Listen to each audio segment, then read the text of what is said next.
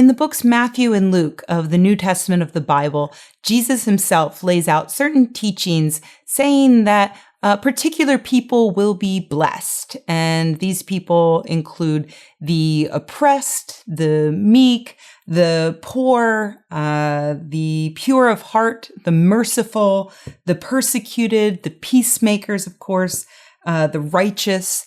And now today, Pat Robertson has chosen to add to that list with blessed are the fully armed, for theirs is the kingdom of heaven, which, of course, he announced on his TV show, The 700 Club. The utter hypocrisy of the religious right will never cease to amaze me, and this is a great example. Now, don't get me wrong, the Bible is chock full of horribly violent imagery, like Yahweh laying waste to entire civilizations of innocent people, to bears mauling children for making fun of bald people, to Noah getting drunk and showing his dick to his kids or whatever.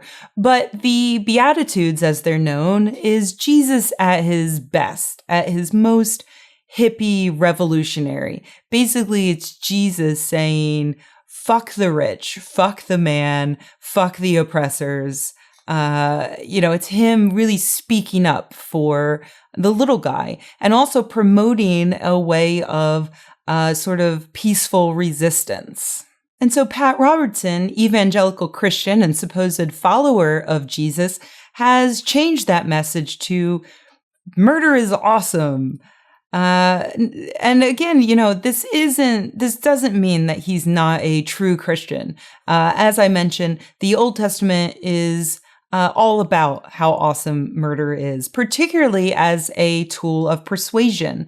The Old Testament God is a giant asshole and realizes pretty early on that he's not going to win faithful followers through personality alone, and that he has to actually rely upon fear.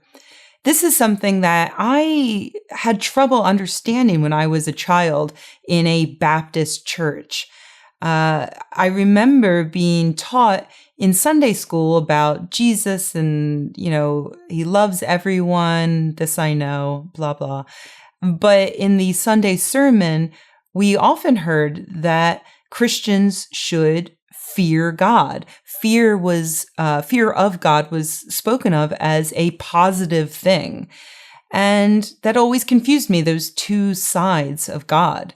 But it does become quite clear these days with people like Pat Robertson, because it's true. If you can't win people over through reason, through good arguments, through offering something that they find beneficial to themselves, then the best you can do is to terrorize them. The Old Testament, God knew it, and Pat Robertson knows it. And so, unfortunately, people like Pat Robertson have found their perfect place here in the United States, where our Second Amendment of the Constitution protects their right to a well-regulated militia, aka a bunch of people in church packing weaponry. Because, if they can't win us over through their good works, then maybe they can win us over through sheer brutal violence. I'm sure that this is going to work for them. Can't wait to see how this goes.